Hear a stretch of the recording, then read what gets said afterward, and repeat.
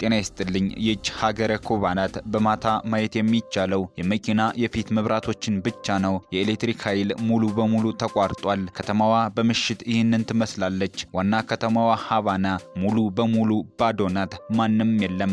ልክ እንደ ሙታን ከተማ ጸጥታ ሰፍኖባታል። በነዳጅ እጥረት ምክንያት የነዳጅ ማደያዎች ዝግ ናቸው። ሰዎች መኪናዎቻቸውን አይጠቀሙም። ዩኒቨርሲቲዎችም ተዘግተዋል። ሌላው ቀርቶ የቆሻሻ ማጓጓዣ መኪናዎችም በከተማዋ የሉም። ሀብታም አካባቢዎች ነዳጅ በዶላር የሚገበያዩ ሲሆን ለአብዛኛው ሕዝብ በመንግስት ድጎማ የሚቀርብባቸው ሱቆች ግን ባዶ ናቸው። ቤቶቻቸው ሊፈርሱ የተቃረቡና በተተዉ ቤቶች ውስጥ የሚኖሩ ሰዎችም አሉ። ሰዎች መሰረታዊ ቁሳቁሶችን ለማግኘት አንዳንድ ጊዜ ሙሉ ቀን ይሰለፋሉ። በእያንዳንዱ ሰፈር ሲዲአር በመባል የሚታወቁና በደህንነት ሰራተኞች የሚመሩ ቦታዎች አሉ። ያለነው በኩባ ዋና ከተማ ሃቫና ነው። በመዲናዋ ተገኝተን የኩባንና ዜጎቿን የዕለት ተዕለት ኑሮ እንጎበኛለን። ላይክ፣ ሼር፣ ሰብስክራይብ በማድረግ አብራችሁን ቆዩ። ከአሜሪካ የባህር ዳርቻ ጥቂት ኪሎ ሜትሮች ርቃ የምትገኘው ይህች ሀገር የቆዳ ስፋቷ 111,000 ካሬ ኪሎ ሜትር ሲሆን የህዝብ ብዛቷ ደግሞ 11 ሚሊዮን ገደማ ነው። ጉዟችንን የምንጀምረው ከነዳጅ ቀውሱና ነዳጅ ከሀገሪቱ ለምን እንደጠፋ በመመልከት ይሆናል። ዛሬ በሃቫና ጎዳናዎች ላይ ነዳጅም ሆነ የትራንስፖርት እንቅስቃሴ የለም። ከአንድ ዓመት በፊት ግን ይህ የታወቀ አደባባይ ጣሪያቸው በሚከፈቱ ቅንጡ መኪኖች ተሞልቶ በቱሪስቶች ጫጫታና በፎቶ ግርግር ይደምቅ ነበር። አሁን ግን ያ ሁሉ ትዝታ ሆኗል። በዚህ አደባባይ ላይ የብዙዎች ጀግና የሆነው የኤርኔስቶ ቼጉቬራ ምስል በጉልህ ይታያል። ይሁን እንጂ የነጻነት ትርጉም አሁንም ድረስ አጠያያቂ ነው። ኩባ ሁልጊዜም ቢሆን እንደ ቬንዙዌላ፣ ሩሲያ፣ ቪየትናምና ሜክሲኮ ባሉ ሀገራት እርዳታ ጥገኛ ሆና የኖረች ሀገር ናት። ዛሬ ያ በሃቫና ውስጥ ያለው እጅግ ውብና ታዋቂ የሆነው አደባባይ በዝምታ ተውጧል። በኤሌክትሪክ ኃይል መቆራረጥ ምክንያት ሁሉም ነገር ተዘግቷል። የከተማዋ ትልቁ ፈተናም ይሄው ነው። እዚህ እነዚህን ታክሲዎች ማየት የተለመደ ነው። የአካባቢው ነዋሪዎች ኮኮ ታክሲ ብለው ይጠሯቸዋል። በፈረስ የሚሳቡ ጋሪዎች ለነዋሪዎች የዕለት ተዕለት የትራንስፖርት አማራጭ ሆነዋል። ይህም በዝቅተኛ ወጪ ለመንቀሳቀስ ያስችላቸዋል። ታክሲ የለም፣ መኪናም የለም። አማካኝ ወርሃዊ ደሞዝ $50 በታች በሆነበት ሁኔታ በማዕቀቦች በታክስና በከፍተኛ የጉምሩክ ቀረጥ ምክንያት አዳዲስ መኪኖችን ወደ ሀገር ማስገባት እጅግ አስቸጋሪ ነው። በኩባ መንገዶች ላይ ስትጓዙ የሚገጥማችሁ ትዕይንት ልብን የሚሰብርና እጅግ አስደንጋጭ ነው። በአንድ ወቅት ደማቅ በነበረችው ሃቫና ዛሬ የሚታዩት ባዶነትና ጸጥታ ብቻ ነው። የነዳጅ እጥረት የዕለት ተዕለት እንቅስቃሴን ሽባ አድርጎታል። ሰዎች ነዳጅ ፍለጋ ቢወጡም ተስፋ ቆርጠውና ባዶ እጃቸውን ወደ ቤታቸው ይመለሳሉ። የታክሲ ሹፌሮችም በየተራ እየተቀያየሩ ቢሞክሩም ነዳጅ በውድ ዋጋ እንኳን ማግኘት የማይታሰብ ሆኗል። የከተማዋ የንግድ እንቅስቃሴ ተዳክሟል። ለምሳሌ የፔጆ መኪና መሸጫ ብንመለከት ድባቡ ጭር ያለና የሚሸጥ አንድም መኪና የሌለበት ባዶ አዳራሽ ሆኖ እናገኘዋለን። በሩ ተዘግቷል። ግቢውም ጭር ብሏል። ለዚህ ሁሉ ምክንያቱ ደግሞ ግልጽ ነው። ሀገሪቱ ነዳጅ የላትም። ቀደም ሲል ነዳጅ ያቀርቡ የነበሩት ቬንዙዌላና ሜክሲኮ አሁን አቅርቦቱን አቋርጠዋል። በላያቸው ላይም ማዕቀብ ተጥሎባቸዋል። የዚህ ሁሉ ፖለቲካዊ ፍጥጫ ሰለባ ደግሞ ምስኪኑ የኩባ ሕዝብ ሆኗል። በሀገሪቱ ሁለት አይነት የነዳጅ ማደያዎች አሉ። የመንግስት ማደያዎችና በዶላር ብቻ የሚገበያዩ ልዩ ማደያዎች። የመንግስት ማደያዎች አብዛኛውን ጊዜ ባዶ ናቸው። ነዳጅ ለማግኘት ደግሞ ትኬት የተባለ የሞባይል መተግበሪያን መጠቀም ግዴታ ነው። ነገር ግን ይህ መተግበሪያ መፍትሄ ሳይሆን የጭንቀት ምንጭ ሆኗል። ላብነት ያህል በአንድ ወቅት 14620 ሰዎች ተሰልፈው አንዱ ተረኛ 2095ኛ ቁጥር ላይ ሆኖ ለ3 ወራት ሲጠባበቅ ቆይቷል። ለ20 ሊትር ነዳጅ ብቻ 2 እና 3 ወር መጠበቅ ለማመን የሚከብድ እውነታ ነው። ይህ በመሆኑም ሰዎች ወደ ጥቁር ገበያ ለመሄድ ይገደዳሉ። በዶላር የሚሸጡ ማደያዎች ፍጥነት ቢኖራቸውም ዋጋቸው ግን ሰማይ የነካና ለተራው ሕዝብ የማይቀመስ ነው። መከራው በነዳጅ ብቻ አያበቃም። የኤሌክትሪክ መቆራረጥም ሌላው ፈተና ነው። በ2026 እንኳ ኩባውያን የብርሃን ናፋቂዎች ናቸው። መብራት ጠዋት 5 ሰዓት መጥቶ በ7 ሰዓት መልሶ ይቋረጣል። ምሽት ላይ ሃቫና ሙሉ በሙሉ በጨለማ ትዋጣለች። ተጋርጣለች። በመንገዶች ላይ የሚታዩት ብቸኛ ቱሪስቶች ሳይቀሩ በዚህ ድቅድቅ ጨለማ ግራ ይጋባሉ። አንዳንድ ሀብት ያላቸው ሰዎች ጄኔሬተር ቢኖራቸው፣ አብዛኛው ሕዝብ ግን አቅም ስለሌለው በባትሪና በሻማ ለመኖር ተገዷል። በዚህ ሁሉ መከራ ውስጥ ግን የኩባ ሕዝብ አንድ የማይለወጥ ነገር አለው። እሱም ተስፋና ትዕግስት ነው። በአንድ በኩል ኑሮ መራር ቢሆንም በሌላ በኩል ደግሞ ዛሬ ጥሩ ነው፣ ነገ ደግሞ ይሻላል፣ ድል ለኛ ነው እያሉ ራሳቸውን ያጽናናሉ።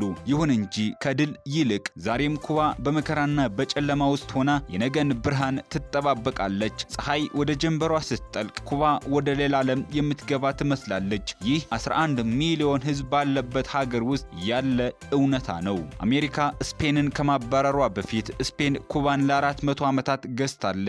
ኩባ በ1902 በአሜሪካ ተጽዕኖ ስር ወደቀች። ለ40 ዓመታት ያህል አሜሪካ የስፔንን አገዛዝ ተክታ ቆይታለች። ነገር ግን በ1959 ሁሉም ነገር ተቀየረ። ፊደል ካስትሮ አብዮት በመምራት በአሜሪካ የሚደገፈውን ስርዓት ገለበጠ። አሜሪካም ፈጣን ምላሽ ሰጠች፣ ግንኙነቷን አቋረጠች። እስከዛሬ ድረስ የዘለቀ የኢኮኖሚ ማዕቀብም ጣለች። በመቀጠልም ኩባ ሌላ መንገድ በመምረጥ ወደ ሶቪየት ህብረት ፊቷን አዞረች። ፕሬዝዳንት ካስትሮ እስከ ቀይ አደባባይ ድረስ ደማቅ አቀባበል ተደረገላቸው። ከ3 ዓመት በኋላ ዓለም በኒውክለር ጦርነት አፋፍ ላይ ቆመች። የነዚህ የጦር ሰፈሮች ዓላማ በምዕራቡ ንፍቀ ክበብ ላይ የኒውክለር ጥቃት የመሰንዘር አቅም ከመፍጠር ውጪ ሌላ አልነበረም። ሶቪየት ህብረት በደሴቲቱ ላይ የኒውክለር ሚሳኤሎችን በማስቀመጧ ምክንያት አሜሪካ በኒውክለር ጦርነት አስፈራራች። ይህም ሶቪየት ሚሳኤሎችን እንዲያነሱ አስገደደቻቸው። በምላሹም አሜሪካ ደሴቲቱን ላለመውረር ቃል ገባች። ኩባና አብዮተኞቿ በአፍሪካና በላቲን አሜሪካ ለሚገኙ በርካታ ጸረ ቅኝ ግዛት እንቅስቃሴዎች ተምሳሌትና የብርታት ምንጭ ሆኑ። ይህም እንደ ቼጉቬራ፣ ካስትሮና ሆሴ ማርቲ ባሉ ታጋዮች አማካኝነት የተገኘ ነበር። ከዚያን ጊዜ ጀምሮ ኩባ በአብዛኛው ከዓለም ተለይታ ቆይታለች። የተዳከመ ኢኮኖሚ፣ አስቸጋሪ ኢምፖርት የሚደረጉ ዕቃዎች አቅርቦትና ለበርካታ አስርተ ዓመታት ወደ ኋላ የቀረ ቴክኖሎጂ ውጤት ሆኗል። ነገር ግን በ2026 ኩባ እንደገና የዓለም ትኩረት ሆና ቆይታለች። አሜሪካ እንደ ጓሮዋ የሚታየውን አካባቢ ሁኔታ ለመቀየር በወሰነች ጊዜ ወደ ኩባ የሚላከው የነዳጅ አቅርቦት ተቋረጠ። አዲሱ እገዳም ለተስፋፋ የኤሌክትሪክ ኃይል መቆራረጥ ምክንያት ሆኗል። ይህች ለየት ያለችና እንቆቅልሽ የሆነች ደሴት ዛሬም በውጥረት ውስጥ ትገኛለች። በአንድ በኩል የምድራችን ሀያል መንግስት አሜሪካ የለመደችውን የጫና በትሯን እያሳረፈችባት ነው። መንግስታዊ ለውጥ ለማምጣት አሊያም በደሴቱ ላይ የነበራትን የጥንት የበላይነት መልሳ ለማግኘት ዛሬም ድረስ በዲፕሎማሲያዊና በኢኮኖሚያዊ ማዕቀቦች ታስፈራራለች። ኩባ አሁን የታሪክ መስቀለኛ መንገድ ላይ ቆማለች። ከፊቷ ሁለት አቅጣጫዎች ብቻ ይታያሉ። ወይ ወደ ማያልቅ የኢኮኖሚ ውድቀት ገደል መውረድ አሊያም ደግሞ ለብዙ አስርት ዓመታት የዘለቀውን የፖለቲካ ግጭትና መገለል የሚቋጭ አስገራሚ ለውጥ ማምጣት። መንገዶችን ተመልከቱ፣ ጭር ብለዋል፣ ድምጽ የላቸውም። ተስፋ የቆረጡት ሀገራቸውን ጥለው እየተሰደዱ ነው። መመለስ የሚፈልጉት ደግሞ መንገዱ ሩቅ ሆኖባቸዋል። ዛሬ ስለ አንድ ጽኑ ህዝብ ስለማይበገረው ትግላቸውና ከፊታቸው ስለተደቀነው ግራ የሚያጋባ ዕጣ ፈንታ በጥልቀት እናወጋለን። እሷ አብዛኛውን ጊዜ ምግብ ለማብሰል የምትጠቀመው ኤሌክትሪክ ቢሆንም መብራት ሳይጠፋ ቀድመው ጠዋት ላይ ለማብሰል ይጥራሉ። ስለዚህ እንደ ድል ሆኖ ጠዋት ላይ አብስዬ ስለጨረስኩ አሁን ሁሉም ነገር ዝግጁ ነው ትላለች። በዚህ አካባቢ ህይወት የትግል ያህል ከባድ ነው። ውሃ እንደ ልብ አይገኝም። በየ15፣ 18 ወይም 21 ቀኑ አንዴ ብቅ የሚለው የውሃ ጠብታ የናፈቀ እንግዳ ያህል በጉጉት ይጠበቃል። ነዋሪዎቹ ያችን ቀን ጠብቀው በየቤታቸው ባሉ የውሃ ታንከሮችና ሮቶዎች ቀድተው በማከማቸት የውሃ ዋስትናቸውን ያረጋግጣሉ። በኩባ ኑሮ ወደ ኋላ የተመለሰ ይመስላል። መብራትና ጋዝ የናፈቁ ትዝታዎች ከሆኑ ሰንብተዋል። ምግብ ለማብሰልም ሆነ ለሌላ ፍጆታ ብቸኛው አማራጭ ጭስና እንጨት ብቻ ሆኗል። የንጽህናው ነገር ደግሞ ይበልጥ ልብ ይሰብራል። የሽንት ቤት ወረቀት ማግኘት ብርቅ በሆነበት በዚህ ወቅት ሰዎች አማራጭ ፍለጋ ጋዜጦችንና መጽሐፍትን ሳይቀር ለንጽህና መጠበቂያነት ለመጠቀም ተገደዋል። የነበረው ውጥረት ኑሮን እንዲህ መራራ ኪሳራ ቢያደርገውም ነዋሪዎቹ ግን ባላቸው ነገር ተላምደው በጽናት ለመኖር ይሞክራሉ።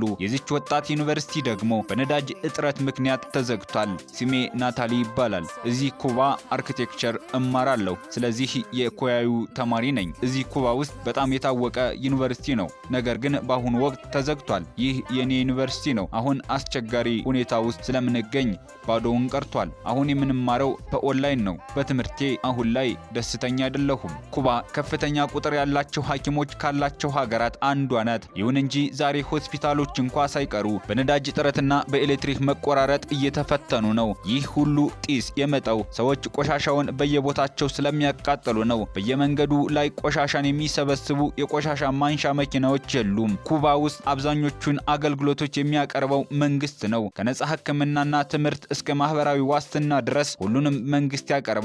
ይሁንና ይህ ለጋስ የሚመስል ስርዓት አንድ ትልቅ ፈተና አለበት። መንግስት ቀጣሪም ከፋይም ቢሆንም የሚከፍለው ደሞዝ ግን የሰውን ድካም የማይመጥን እጅግ ዝቅተኛ ነው። አንድ ሐኪም፣ አንድ መምህር ወይም አንድ የታክሲ ሹፌር በወር የሚያገኙት $10 ብቻ ነው። ነፃ አገልግሎት ባለበት ሀገር የባለሙያዎች እጥረት $10 ተቆልፎ የኑሮ ውድነቱና የድህነት አዙሪቱ ዜጎችን ክፉኛ እየፈተነ ይገኛል። ውብ ህንፃ ግን ባዶ ካዝና። ይህ ታላቅ ባንክ ለሰዎች የሚሰጠው ተስፋ እንጂ ገንዘብ የለውም። ህዝቡ ለ$10 ቀኑን ሙሉ ይሰለፋል። ወደ አንዱ ሱፐርማርኬት ገብተን በወር $10 ምን መግዛት እንደሚችል እንመልከት። በመንግስት እጅ የሚታደለው የራሽን ካርድ ቢኖርም ሱቆች ግን ብዙ ዕቃ የላቸውም። ይህ ደብተር መንግስት እንደ ሩዝ፣ ስኳር፣ ዘይትና ጥራጥሬ ያሉ መሰረታዊ ፍላጎቶችን በየወሩ በኮታ እንደሚያቀርብ የሚገልጽ ሰነድ ነው። ይሁን እንጂ ዛሬ ላይ የደብተሩ ገጾች በፊርማ ቢሞሉም የመንግስት የራሽን ሱቆች ግን ባዶ ናቸው። በወረቀት ቀይና ነጭ ስኳር የሚሉት ዝርዝሮች የቅንጦት እስኪመስሉ ድረስ ቢደረደሩም በመሬት ላይ ግን ሻምፖ እንደ ወርቅ ብርቅ ሆኗል። የመጸዳጃ ወረቀትን ማግኘት የመታደል ያህል ተቆጥሯል። ይህ ደብተር ለአንድ ኩባዊ የዳቦ ድርሻን የሚያረጋግጥበት ብቻ ሳይሆን በአገሪቱ ያለውን ወቅታዊ አስቸጋሪ ሁኔታና የፍጆታ ዕቃዎች እጥረት ቁልጭ አድርጎ የሚያሳይ የኑሮ መስታወት ነው። በኩባ ጎዳናዎች ላይ ሁለት ፍጹም የተራራቁ ዓለማት አሉ። አንደኛው በመንግስት ባዶ መደርደሪያዎች የሚታወቀው ሱቅ ሲሆን ሌላኛው ደግሞ በዶላር ብቻ የሚገበያዩ የሀብታሞች ሱቅ ነው። እዚህ ሱፐርማርኬት ውስጥ ኮካ-ኮላ እንኳን አይገኝም። ምርቶቹ ከቬንዙዌላ፣ ከቪየትናምና ከስፔን የመጡ ናቸው። በወር ከ10 እስከ $12 ብቻ ለሚያገኝ ኩባዊ እነዚህ ሱቆች የህልም ያህል የራቁ ናቸው። በውጭ ሀገር ዘመድ የሌላቸው ሰዎች አማራጩ አንድ ብቻ ነው፣ ጥቁር ገበያ። ኢንተርኔት ደካማ በመሆኑ ዩቲዩብ ማለት ለሰዎች ሱቅ ሄዶ በፍላሽ ቪዲዮዎችን ማስጫን ነው። ሲኒማ ቤቶች እንኳ የዛሬ 20 ዓመት ፊልሞችን እንደ አዲስ እያሳዩ መብራት በድንገት አለቀ ብሎ ጨለማ እስኪወርስ ድረስ ተመልካቹን በጉጉት ያቆያሉ። ይህች ሀገር በወረቀት ላይ ካለው የራሽን ደብተር ይልቅ በሰዎች የመረዳዳትና የመላመድ ጥበብ ዛሬም ትተነፍሳለች። በኩባ ጎዳናዎች ላይ የሚታዩት እነዚህ አስደናቂ መኪኖች የቅንጦት ሳይሆኑ የቆራጥነትና የጽናት ምልክቶች ናቸው። እዚህ ሀገር ጊዜ የቆመ ይመስላል። ከግማሽ በላይ የሚሆኑት መኪኖች የ1950ዎቹ ትውስታዎች ሲሆኑ ነዋሪዎቹ በራሳቸው የፈጠራ ጥበብና በሀገር ውስጥ በሚሰሩ መለዋወጫዎች ዛሬም ድረስ በጎዳና ላይ እንዲሽከረከሩ አድርገዋቸዋል።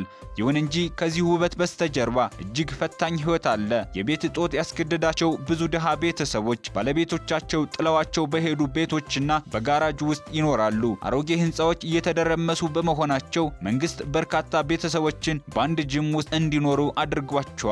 ኑሮው በሁሉም ረገድ ፈታኝ ነው።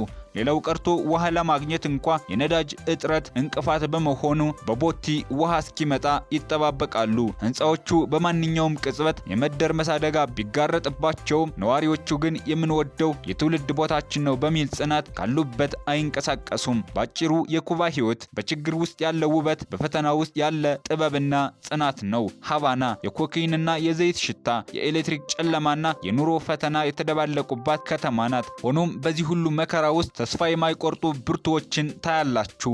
ግብዓት በሌላቸው ስፖርት ቤቶች ውስጥ የሚለፉ ወጣቶች የኩባውያን የመጽናት ተምሳሌቶች ናቸው። በከተማዋ ሰማይ ስር የሩሲያ ኤምባሲ ግዙፍ ህንፃ ጎልቶ ይታያል። በየመንገዱም አሜሪካን የሚቃወሙና የሀገሪቱን ጽናት የሚያወድሱ መፈክሮች ተሰቅለዋል። በኩባ የደህንነት ካሜራ የለም። ይልቁንም ሲዲአር በሚባለው መዋቅር አማካኝነት ጎረቤቱን እንዲሰልል ይደረጋል። ዛሬ ግን ሰላዩም ተሰላዩም የዕለት ጉርሳቸውን ለማግኘት ከመቸገራቸው የተነሳ አንዱ ሌላውን ለመከታተል ጊዜ የላቸውም። ኑሮው ከጥቁር ገበያ ምንዛሬ እስከ ጎዳና ዜና አዋጅ ነጋሪዎች ድረስ በራሱ መንገድ ይፈሳል። ለ60 ዓመታት ምንም ያልተቀየረባት ኩባ አሁንም በታሪክ ታስራ ትቀጥል ይሆን ወይስ አሮጌው ምዕራፍ አብቅቶ አዲስ ጅማሬን የምናይበት ጊዜ ይሆን? መልካሙን ሁሉ በመመኘት የዛሬውን አበቃው። ሃይማኖት ምን አለ ነበሩ?